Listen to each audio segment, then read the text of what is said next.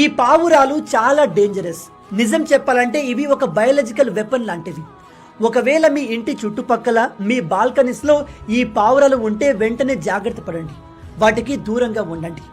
రీసెంట్గా చేసిన ఒక స్టడీలో తెలిసింది ఏమిటంటే ఢిల్లీ, ముంబై ఏరియాలో ఊపిరితిత్తులకు సంబంధించిన వ్యాధులు ఈ పావురాల వల్ల ఎక్కువగా వస్తున్నాయి. ఈ పక్షుల యొక్క ఫెదర్స్లో అలాగే అవి చేసే వ్యర్థాల్లో డేంజరస్ బ్యాక్టీరియాస్ అండ్ ఫంగస్ ఉంటాయి. ఈ పక్షుల వ్యర్థాలు ఎండిపోయాక అవి గాల్లో కలిసిపోతాయి. ఆ గాలిని మనం పీల్చుకుంటే మన ఊపిరితిత్తులు డ్యామేజ్ అవుతాయి. బ్రీతింగ్కి సంబంధించిన సివియర్ వ్యాధులు వస్తున్నాయి.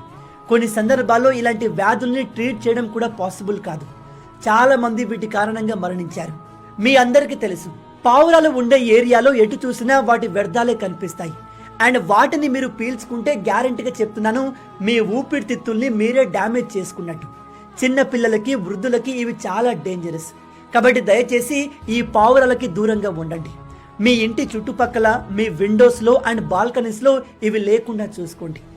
ఈ విషయం ప్రతి ఒక్కరికి తెలిసేలా వీడియోని అందరితో షేర్ చేసుకోండి.